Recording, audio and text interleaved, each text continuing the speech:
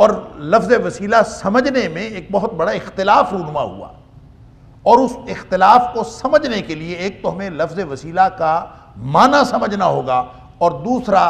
اس کا مقام سمجھنا ہوگا کہ اللہ تعالیٰ نے کہاں بیان کیا ہے اور کس مقصد کے لیے بیان کیا ہے، یہ سیاق و سباق کیا ہے، اس کے پہلے کیا ہے، اس کے بعد کیا ہے، اور پھر اس آیت کے اندر، جس آیت کے اندر لفظ وسیلہ استعمال ہوا ہے، اس آیت کے اندر اس وسیلے کے مفہوم کا کیا مقام ہو سکتا ہے اور اس کا تعلق کس چیز کے ساتھ ہو سکتا ہے۔ اگر ہم یہ قرآنی آیات، اس سے ما قبل کی آیات، ما بعد کی آیات، ما قبل کے الفاظ اور ما بعد کے الفاظ کو دیکھ لیں تو پورا مفہوم سمجھ میں آ جاتا ہے، اور اس اختلاف کی حقیقت بھی سمجھ میں آ جاتی ہے جو لفظ وسیلہ کے استعمال کے حوالے سے ہمارے ذہنوں کے اندر رونما ہوا۔ وسیلہ اصل میں اردو اور پنجابی میں جو استعمال ہوتا ہے وہ وسیلہ عربی کا نہیں ہے۔ عربی کا وسیلہ اور پنجابی اردو کے وسیلے میں فرق ہے۔ ہم جو استعمال کرتے ہیں لفظ وسیلہ، وہ اس کا معنی ہوتا ہے ذریعہ، لیکن جو وسیلہ عربی کا ہے یہ توسل سے ہے، اس کا مطلب قرب ہے۔ الوسیلہ ای القرب، تقرب، یعنی جہاں کہیں یہ کہا گیا کہ تم حکم دیا ہے، یہ قرآن پاک میں دو مقامات پر لفظ وسیلہ استعمال ہوا ہے۔ ایک یہاں آیت نمبر 35 ہے سورۃ المائدہ کی، اور دوسرا سورۃ البنی اسرائیل کی آیت نمبر 57۔ وہاں پہ اللہ تعالیٰ نے وہاں پہ ہے یبتغون الوسیلہ ایہم اقرب ویرجون رحمتہ، کہ تم جن لوگوں کو پکارتے ہو وہ تو خود وسیلے کی تلاش میں ہیں، جن کو تم پکارتے ہو اولئک الذین یدعون، یہ میں سورہ بنی اسرائیل کی آیت نمبر 57 عرض کر رہا ہوں۔ اولئک الذین یدعون، یہ وہ لوگ ہیں جو ان کو پکارتے ہیں، یبتغون الوسیلہ، جو خود وسیلے کی تلاش میں ہیں، ایہم اقرب، کون زیادہ قریب ہے، یعنی وہ تو ایک دوسرے سے مسابقت کر رہے ہیں قرب کے حوالے سے، یعنی خود قرآن وضاحت کر رہا ہے کہ اس کا معنی کیا ہے۔ ایہم اقرب، یعنی یبتغون الوسیلہ، سب وسیلہ تلاش کر رہے ہیں، اور وسیلہ کیا ہے؟ ایہم اقرب، ان میں سے کون زیادہ اللہ کے قریب ہے، ویرجون رحمتہ، اور وہ اللہ کی رحمت کی امید رکھے ہوئے ہیں۔ تو وسیلہ کا جو لفظی معنی ہے لغت کے اندر وہ بھی قرب ہے، لہٰذا ہر وہ چیز جو اللہ کے قرب کا ذریعہ ہو وہ وسیلہ ہے۔ ہر ذریعہ وسیلہ نہیں ہے، وسیلہ صرف وہ ذریعہ ہے جو قرب کا ذریعہ ہو، اس کا معنی ہی قرب ہے، اور یہ فعیلہ کے وزن پہ سارے اہل لغت نے لکھا ہے کہ الوسیلہ کا مطلب قرب ہے۔ لہٰذا عام ذریعہ تو وہ ہم سورس کو کہتے ہیں،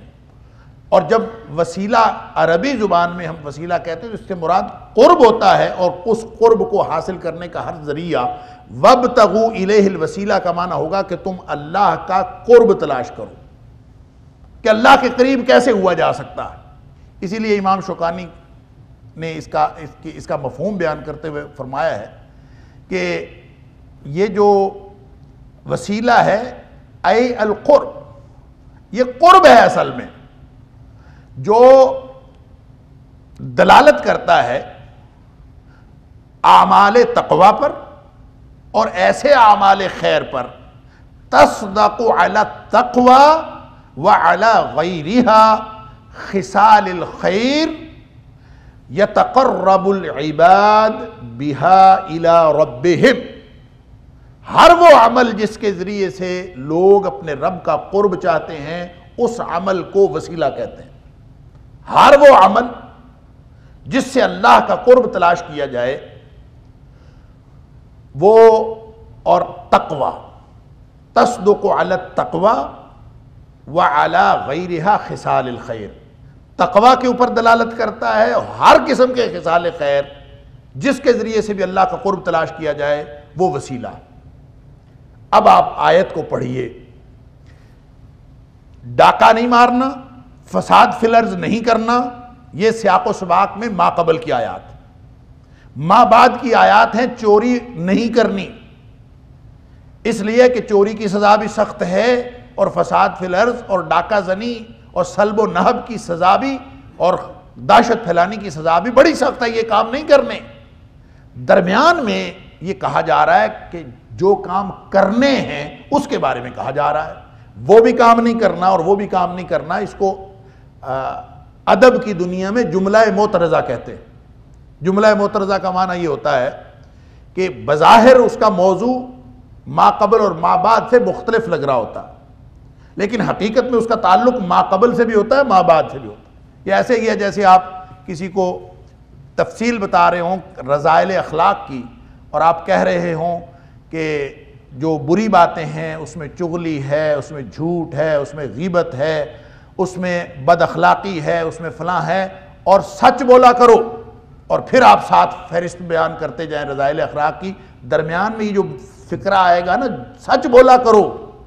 اس کو جملہ معترضہ کہا جائے گا کہ یہ رذائل اخلاق کی فہرست میں سے نہیں ہے، لیکن اس کا ڈائریکٹ تعلق ہے کہ وہ کام نہیں کرنے بلکہ سچ بولا کرو، یہ جملہ معترضہ ہے علی ھذا القیاس۔ اور یہ عربی زبان میں بھی اور اردو زبان میں بھی اور ہر زبان میں گفتگو کو جاری رکھتے ہوئے درمیان میں سے کوئی نہ کوئی بات ایسی کر دی جاتی ہے جو بظاہر سیاق و سباق سے ہٹ کے محسوس ہوتی ہے، لیکن اس کا ڈائریکٹ تعلق اس سیاق و سباق کے ساتھ ہوتا۔ ایسے ہی اب اللہ تعالیٰ پہلے فرما دیا کہ وہ لوگ ان الذین یحاربون اللہ ورسولہ ویسعون فی الارض فسادا، وہ لوگ جو اللہ اور اس کے رسول صلی اللہ علیہ وسلم کے خلاف محاربہ کرتے ہیں اور زمین میں فساد پھیلاتے ہیں، ان کے لیے یہ 4 سخت سزائیں ہیں۔ البتہ وہ گرفتار ہونے سے قبل بچ جائیں، توبہ کر لیں تو یہ اور بات ہے۔ اور پھر آیت نمبر 38 میں فرمایا چوری کرنے والا مرد اور چوری کرنے والی عورت اس کے ہاتھ کاٹ ڈالیں۔ اب درمیان میں کہا جا رہا ہے یا ایھا الذین آمنوا اتقوا اللہ وابتغوا الیہ الوسیلہ، کہ اے ایمان والو، ایمان کا دعویٰ کرنے والو، اتقوا اللہ، یہ تو اسلام کا پورے دین کا اصل الاصول ہے تقوی۔ اور تقوی کا معنی کیا ہے؟ ہر اس بات سے بچنا جو اللہ کی ناراضگی کا باعث بن سکتی ہے، اور ہر اس بات کو اختیار کرنا جو اللہ کی رضامندی کا باعث بن سکتی ہے۔ یوں ہر لمحہ اللہ کی ناراضگی سے بچنے کی کوشش اور ہر لمحہ اللہ کی رضامندی حاصل کرنے کی کوشش کا نام تقوی ہے۔ لہذا فرمایا اتقوا اللہ، تم نے برے کاموں سے بچنا ہے، اللہ کی ناراضگی کے کاموں سے بچنا ہے اور اللہ کی رضامندی کے کام کرنے ہیں، یہ ہے معنی اتقوا اللہ کا۔ وابتغوا الیہ الوسیلہ، اب یہ سیکونس دیکھ لیجئے، اور اللہ کی طرف وسیلہ تلاش کرو، قرب تلاش کرو۔ وجاہدوا، اللہ اکبر، اور پھر اللہ کے رستے میں کوشش کرو، فی سبیلہ، اس کے رستے میں کوشش کرو، جہاد کرو، لعلکم تفلحون، تاکہ تم کامیاب ہو جاؤ۔ اب ایک طرف جہاد کرنے کے لیے کہا جا رہا ہے، ایک طرف اتقوا اللہ کا کہا جا رہا ہے، درمیان میں وابتغوا الیہ الوسیلہ ہے، تو اس کا مطلب ہے اس کا تعلق اتقوا اللہ کے ساتھ بھی ہے اور اس کا تعلق جاہدوا فی سبیلہ کے ساتھ بھی ہے، اور جاہدوا مجاہدہ سے ہے، یہ مطلقاً کوشش کرنا نہیں ہوتا، بلکہ یہ جاہدہ یجاہد مجاہدہ، یہ ایک اس باب کی اور اس شیپ کی، اس شکل کی، اس لفظ کی جو خصوصیت ہوتی ہے وہ یہ ہوتی ہے کہ جب لوگ ایک دوسرے کے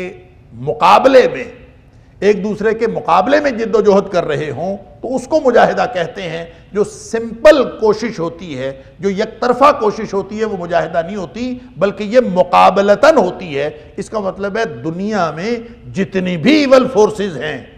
چاہے وہ شیطان ہے، چاہے وہ انسان کا نفس ہے، چاہے وہ معاشرہ ہے، جتنی بھی چیزیں، جتنے بھی اسباب تمہیں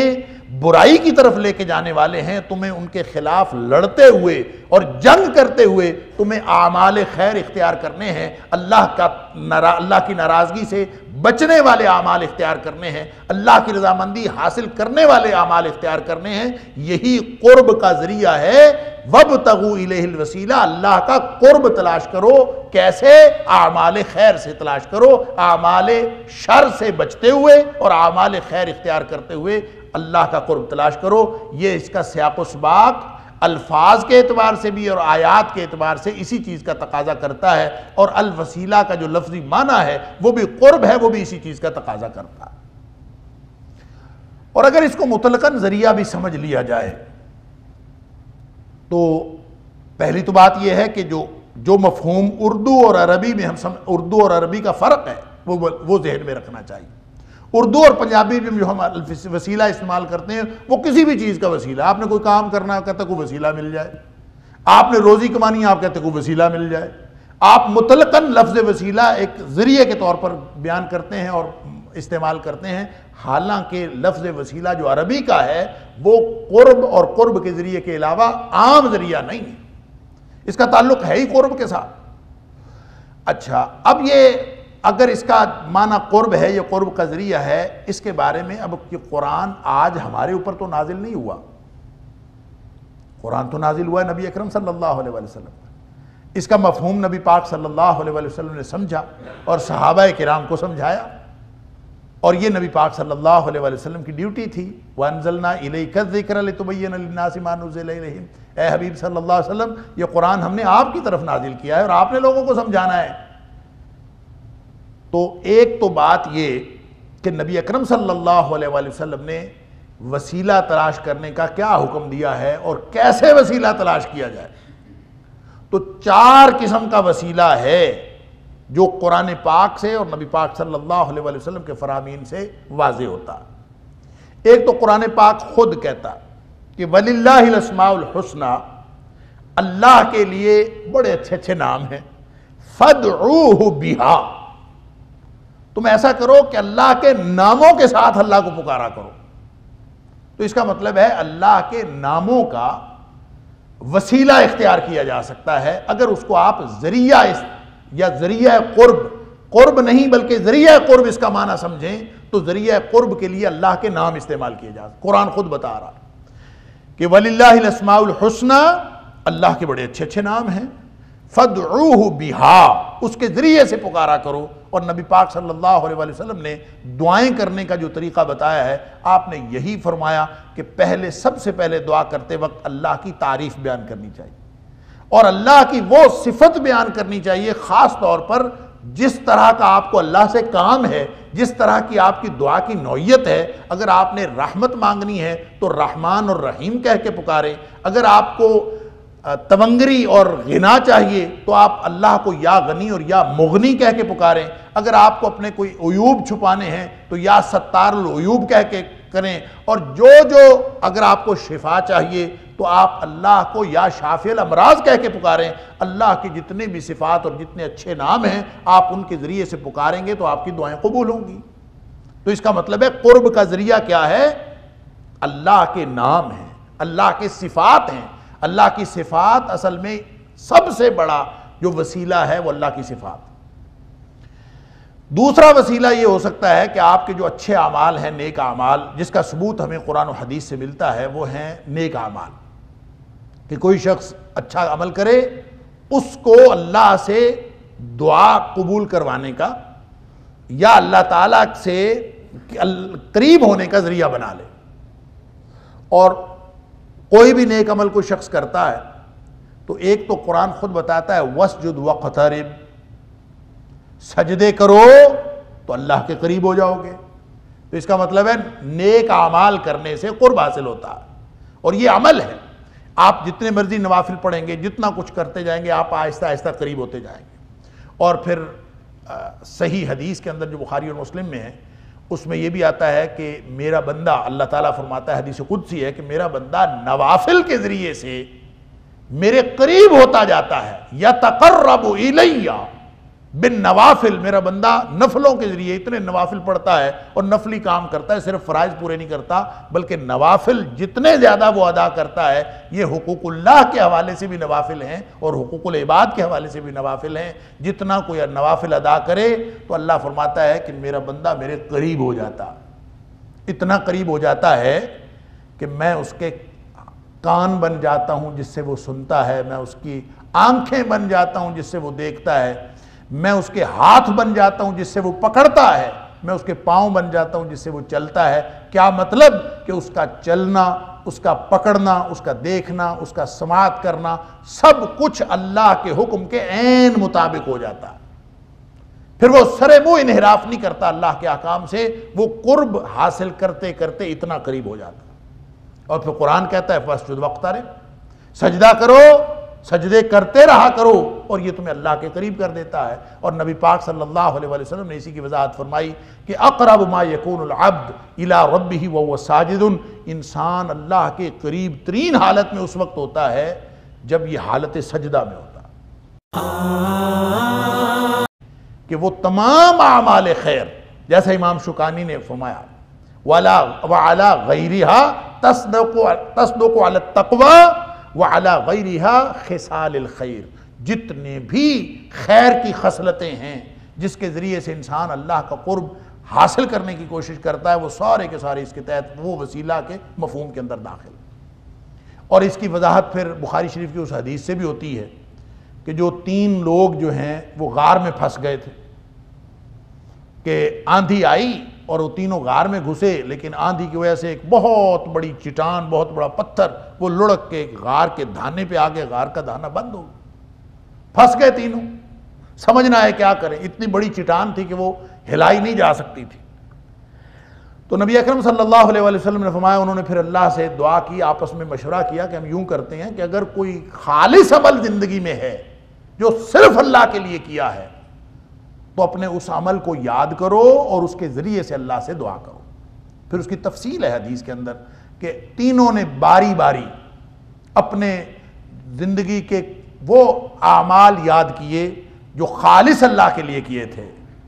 اور وہ اعمال یاد کر کے پہلے ایک نے کہا کہ اللہ اگر یہ میرا عمل خالص تیرے لیے تھا تو تو ہمیں اس مصیبت سے نجات دلا دے۔ حدیث میں آتا ہے کہ جب ایک بندے نے اپنے خالص عمل کا ذکر کر کے اللہ سے دعا کی تو تیسرا حصہ راستہ بن گیا، چٹان ایک طرف کھسک گئی۔ پھر دوسرے نے اسی طرح دعا کی اپنے نیک کسی عمل کو ذکر کر کے اور عرض کیا اللہ اگر یہ میرا عمل خالص تیرے لیے تھا تو تو اس مصیبت سے نجات دلا دے، تو وہ چٹان اور زیادہ ہٹ گئی، 2/3 راستہ بن گیا۔ تیسرے نے بھی اسی طرح کہا تو پورا راستہ کھل گیا اور وہ باہر نکل آئے۔ اور اس کو بیان کون کر رہا ہے؟ نبی اکرم صلی اللہ علیہ وسلم بیان فرما رہے ہیں، اور یہ بخاری شریف کے اندر ہے۔ تو اس کا مطلب یہ ہوا کہ اللہ کا قرب کیسے ملتا ہے؟ نمبر 1 صفات الہیہ قرب کا ذریعہ ہے۔ دوسری چیز اعمال خیر، جتنے بھی نیک اعمال ہیں خلوص کے ساتھ کیے ہوئے ہوں وہ سارے قرب کا ذریعہ ہیں۔ تو یہی اللہ تعالیٰ فرما رہے ہیں یا ایھا الذین آمنوا اتقوا اللہ، اے ایمان کا دعویٰ کرنے والو اللہ سے ڈرتے رہو۔ ہر وقت تمہاری زندگی کا ترجیحی نقطہ یہ ہونا چاہیے کہ مجھ سے کوئی ایسا کام سرزد نہ ہو جائے جو اللہ کی ناراضگی کا باعث بن سکتا ہے، اور کوئی کام ہونے سے رہ نہ جائے جو اللہ کی رضامندی کا سبب بن سکتا ہے۔ اس کا نام ہے اتقوا اللہ وابتغوا الیہ الوسیلہ، اور پھر اللہ کی طرف قرب تلاش کرو، وجاہدوا فی سبیلہ، اور ساری زندگی لگے رہو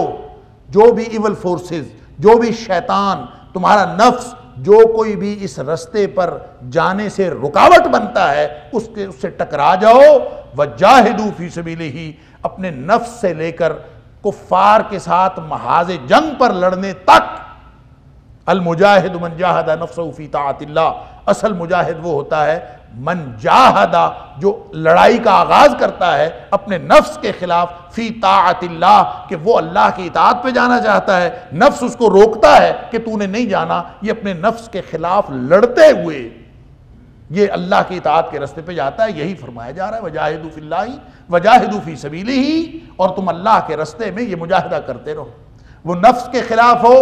رکاوٹ نفس بن رہا ہو تو اس کے خلاف، رکاوٹ ماحول بن رہا ہو تو اس کے خلاف، خواہش نفس ہو تو اس کے خلاف، اور اگر وہ کفار ہوں یا کسی بھی طرح کا کوئی بھی رکاوٹ والا معاملہ ہو تو اس ہر رکاوٹ اس سے ٹکرا جانا ہے، لیکن اللہ کی اطاعت سے پیچھے نہیں ہٹنا۔ یہی ہے وجاہدوا فی سبیلہ، اللہ کے رستے میں،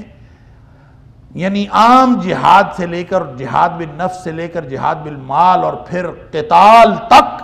یہ سارا جہاد کے اندر شامل ہے۔ ایک اور وسیلہ جس کا حدیث کے اندر ذکر ہے، اور وہ خاص طور پہ حضرت عمر فاروق رضی اللہ تعالیٰ عنہ کا ایک عمل، کہ حضرت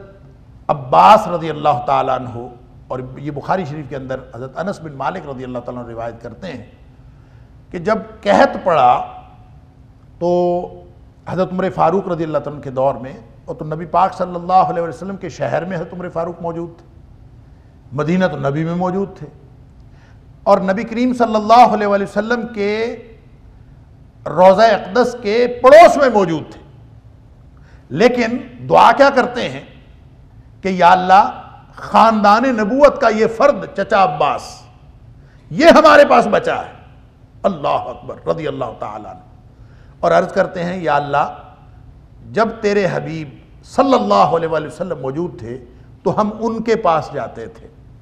ان سے دعا کرواتے تھے، ہمارا مسئلہ حل ہو جاتا تھا۔ آج میرے پاس یہ خاندان نبوت کا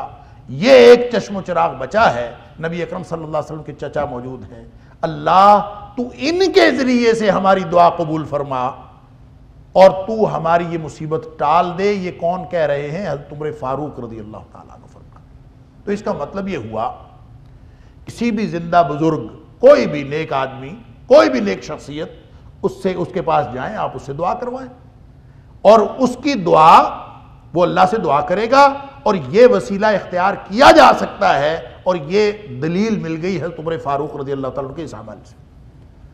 اور ایک چوتھا وسیلہ اور ہو سکتا ہے، اور وہ ہے جو نبی پاک صلی اللہ علیہ وآلہ وسلم کے لیے ایک اللہ نے جنت میں مقام بنایا ہے،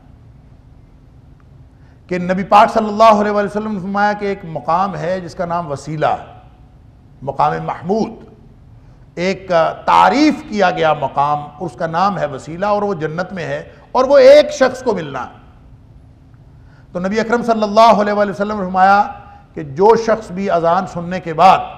میرے لیے اس وسیلے کے حصول کی دعا کرے، ملنا تو نبی پاک صلی اللہ علیہ وسلم کو یہ ہے تو انہی کے لیے، لیکن جو دعا کرے، فرمایا قیامت کے دن میں اس کے لیے شفاعت کروں گا، وہ میری شفاعت کا حقدار بن جائے گا جو بھی اس کے لیے دعا کرے گا۔ 4 باتیں، اور ایک 5واں وسیلہ ایک اور ہے، قرب ہے نا، اللہ کا قرب حاصل کرنا، تو 5واں وسیلہ ایک اور ہے جو حدیث کے اندر آتا ہے، وہ ہے نبی اکرم صلی اللہ علیہ وآلہ وسلم پر درود پڑھنا، یہ بھی اللہ کے قرب کا باعث ہے۔ ہم یہ تو کر لیتے ہیں کہ ہم اپنی زبان سے یہ الفاظ ادا کرتے ہیں کہ یا اللہ نبی کریم صلی اللہ علیہ وسلم کے صدقے ہماری دعا قبول فرما لے، نبی پاک صلی اللہ علیہ وسلم کی ذات کے صدقے یہ کام کر دے، لیکن درود نہیں پڑھتے، جو طریقہ نبی پاک صلی اللہ علیہ وسلم نے خود بتایا ہے کہ دعا مانگنی ہو تو میرے اوپر درود پڑھا کرو۔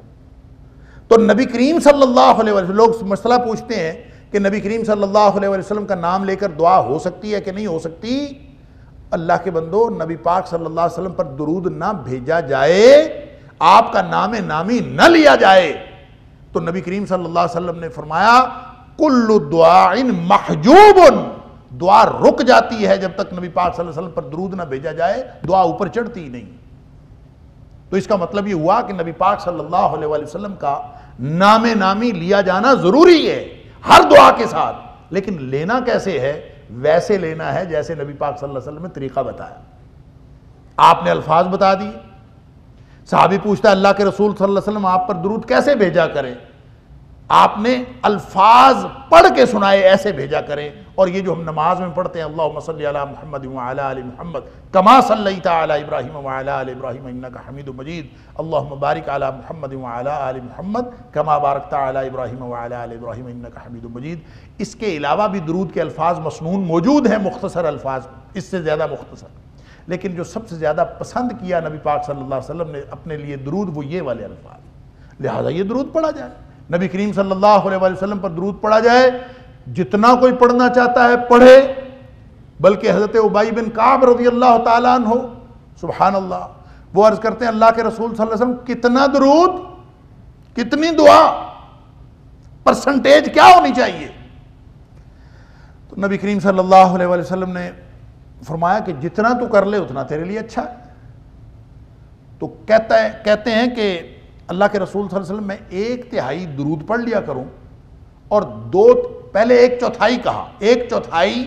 25% درود پڑھ لیا کروں، باقی میں اپنی دعائیں کر لیا کروں، تو کیا یہ ٹھیک ہے؟ تو نبی پاک صلی اللہ علیہ وسلم نے فرمایا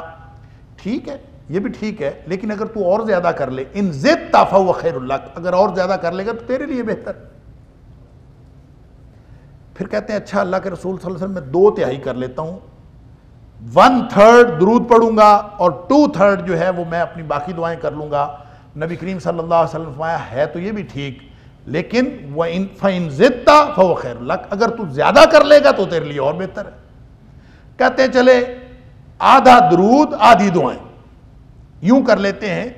کہ میں آدھا درود پڑھ لیا کروں گا اور آدھا باقی اذکار اور دعائیں کر لیا کروں گا، کیا یہ ٹھیک ہے؟ نبی پاک صلی اللہ علیہ وسلم فرمایا یہ بھی ٹھیک ہے، لیکن اگر تو اور زیادہ کر لے تو اور بہتر ہے۔ کرتے کرتے پھر انہوں نے 2/3 کہا، پھر بالآخر عرض کرتے ہیں اللہ کے رسول صلی اللہ علیہ وسلم میں پھر یوں کرتا ہوں،